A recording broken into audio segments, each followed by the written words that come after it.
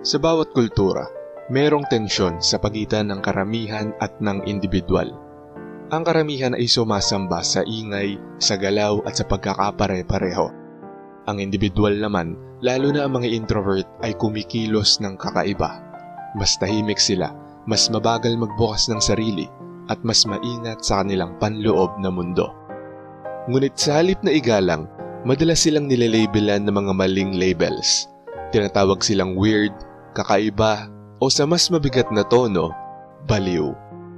Ang label na ito ay hindi mula sa katotohanan. Ito ay mula sa hindi pagkakaunawa. Ang hindi kayang ipaliwanag ng lipunan ay kinokondena nito. Ang hindi kayang kontrolin ng mga tao ay nilalagyan ng hinala. Narito ang mga malalalim na dahilan kung bakit pasa ng mga introvert ang ganitong stigma at kung bakit ang salitang baliw ay mas tungkol sa takot ng lipunan kaysa sa isipan ng isang introvert.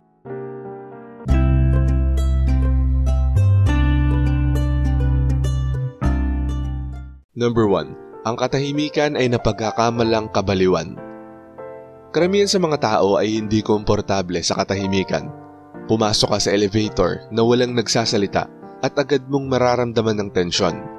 Nag-aangad ang mga tao ng usapan para punuin ng hangin dahil ang katahimikan ay pumipilit sa kanilang harapin ang kanilang sarili. Ngayon, isipin ng isang introvert na tahimik na nakaupo sa isang grupo. Hindi na kailangan na magsalita. Kaagad nababalisa ang iba. Bobulong sila. Galit ba siya? Hinuhusgahan ba niya tayo? Parang kakaiba siya. Ngunit ang katotohanan ay simple. Nakakatagpo ng kapayapaan ng mga introvert sa katahimikan. Hindi nila kailangang punuin ang kawalan ng mga walang saysay na salita. Halimbawa, sa isang pulong sa trabaho, lahat ay nagsasalita ng sabay-sabay, nag-aagawan ng atensyon. Ngunit may isang tahimik na tao na nakaupo lang at nakikinig. Ang katahimikan na yun ay nagpapaiba sa kanya. Ang iba ay humahanga rito, ang iba naman ay natatakot. Ang katahimikan sa isang maingay na mundo ay kapangyarihan. Ngunit dahil ang kapangyarihan ay kinatatakutan, binabaluktot ito ng mga tao bilang kabaliwan. Sa kanila kahina-hinala ang katahimikan dahil hindi nila ito makontrol. Kaya't nilalagyan na lang nila ito ng label bilang pagkabaliw. Hindi nila namamalayang ito ay isang anyo ng pagkakaroon ng sariling disiplina na wala ang karamihan. Number 2, hindi pagsunod sa mga panlipunang panuntunan. Umuusbong ang lipunan sa mga unwritten rules tulad ng ngumiti sa mga estranghero, dumalo sa mga kasiyahan, tumango sa small talk kahit nababato ka na. Madalas hindi sinusunod ng mga introvert ang script na ito. Hindi sila tumatawa dahil lang tumatawa ang iba at hindi nila pinipilit ang sarili sa mga ritual ng pakikipagkapwa na pakiramdam nila ay peke. Halimbawa, sa isang company event kung saan lahat ay nagsasayawan at nagne-networking, isang tao ang umalis ng maaga. Mas pinili ang tahimik na gabi. Kaagad magsisimula ang mga bulong-bulungan. Anti-social yan. Hindi niya tayo gusto. Ang weird niya. Ang pagtanging gumanap tulad ng karamihan ay nagiging isang anyo ng pag-aaklas. Ito ang dahilan kung bakit madalas pasa ng mga introvert ang label na weird o hindi matino. Hindi dahil mali ang kanilang pinili, kundi dahil hinahamon nila ang ilusyon na dapat lahat ay kumikilos sa iisang direksyon. At kapag may tumangging sambahin ang parehong ingay at pagpapakitang tao, itinuturing sila ng lipunan na delikado. Nilalabelan sila ng mga salita tulad ng baliw upang pahinain ang kanilang tahimik na resistance. Number 3, ang lalim ay mukhang alien. Karamihan sa mga usapan ay nananatili sa ibabaw, tungkol sa panahon, tungkol sa mga uso o chismis. Ngunit kapag nagsalita ang mga introvert, madalas nilang nilalampasan ang ibabaw at sumisisid sa ilalim. Pinag-uusapan nila ang mga kahulugan, simbolismo, psikolohiya o filosofiya. Ang kanilang mga salita ay may bigat na tila sobra para sa mga taong sanay lang sa mga mababaw na usapan. Halimbawa, sa dalawang magkaibigan, ang isa ay gustong pag-usapan ang bagong viral na video. Ang isa naman ay nagsasalita tungkol sa hilig ng mga tao sa paghahangad ng pagpapatunay. Yung isa ay tatawa lang, yung isa ay mag-iisip ng malalim. Ang pagitan nila ay tila napakalawak. Para sa mababaw na pag-iisip, ang taong malalim mag-isip ay mukhang eccentric o hindi matino.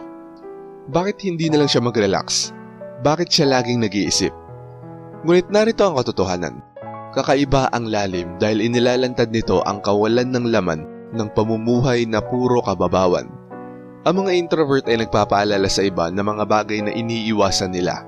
Ang kamatayan, kahulugan, at panloob na katotohanan.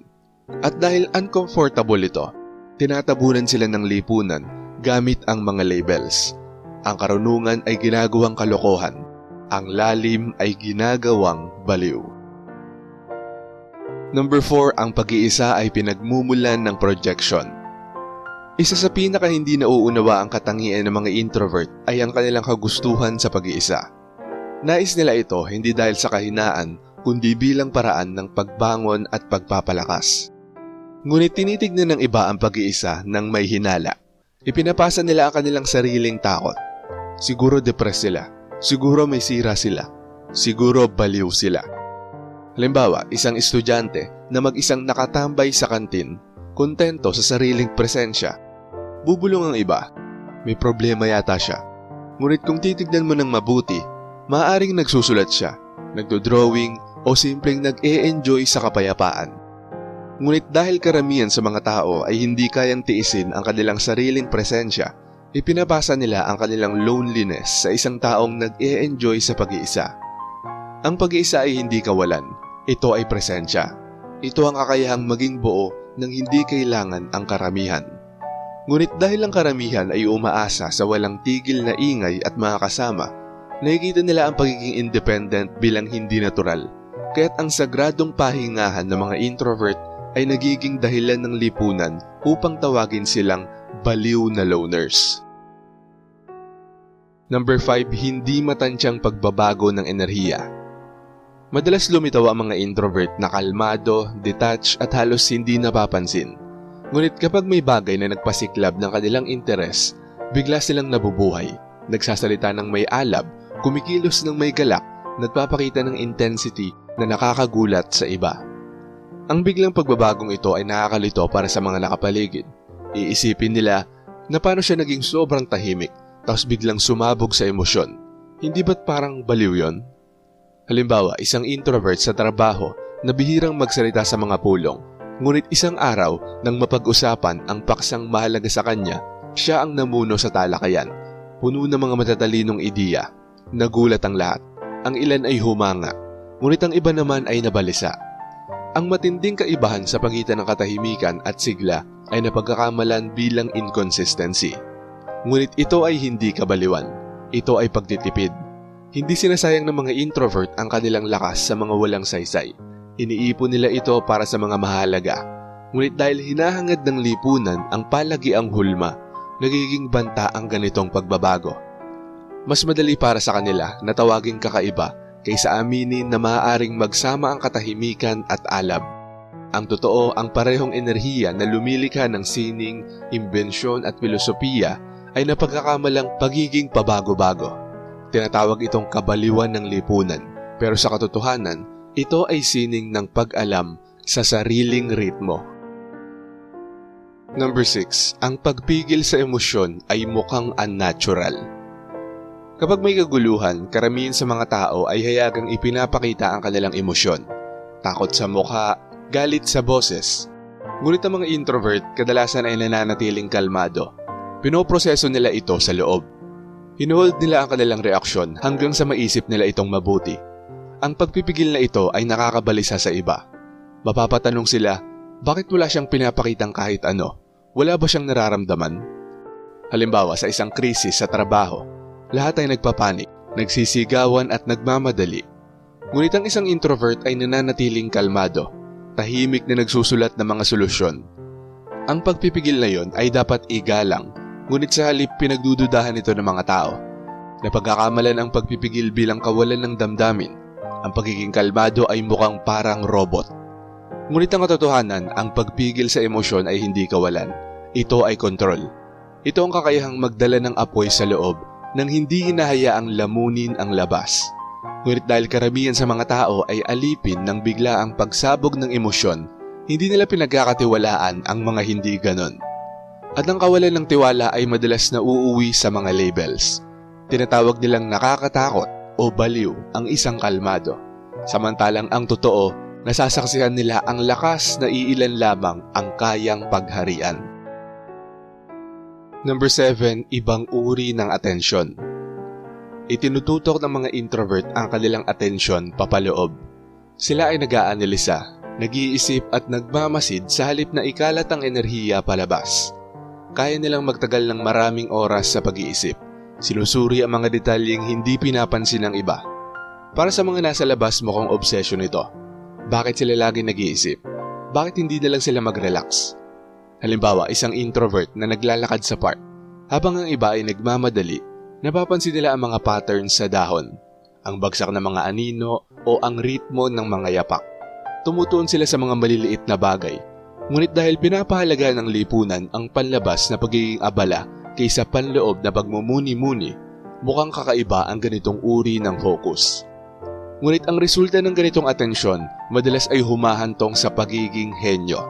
Mga manunulat, inventor o pilosopo. Ngunit ang henyo sa unang yugto ay madalas mukhang kakaiba. Hindi nakikita ng tao ang mga nakatagong istrukturang binubuo sa katahimikan. Nakikita lang nila ang isang taong parang lutang sa pag-iisip.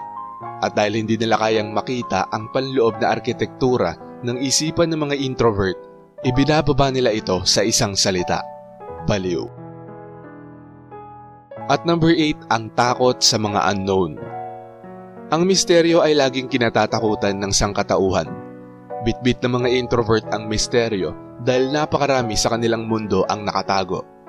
Hindi nila inilalantad ang bawat iniisip, bawat nararamdaman, bawat motibo. Ang kanilang pagiging mahirap basahin ay nakakabalisa sa mga tao. Halimbawa, isang introvert sa isang party, nakatayo lang ng tahimik, nagmamasid, magbubulungan ng iba. Ano kayang iniisip niya? Bakit ayaw niyang magsalita? Nagiging banta ang hindi alam. Sa halip na aminin na hindi nila ito naiintindihan, pinoprotektahan ng mga tao ang kanilang sarili sa pamamagitan ng panlalait. Mas madali ang pagtawa kaysa ang paggalang sa hindi maunawaan. Isinasakatawan ng mga introvert ang unknown. Ang kanilang katahimikan, lalim at panloob na mundo ay nagpapaalala sa iba ng malalawak at hindi pa natutuklasang teritoryo sa kanilang sarili na iniiwasan nila. Nakakatakot ang paalalang yon. At sa halip na harapin ng mga tao ang kanilang takot, ipinapasa nila ito palabas. Baliw siguro yung taong yon. Ang salitang ito ay nagiging kalasag laban sa misteryo, isang cheap na paliwanag sa bagay na hindi nila malusutan.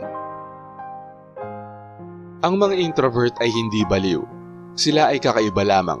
Malalim kung saan mababaw ang iba, payapa kung saan hindi mapakali ang iba, totoo kung saan peke ang iba.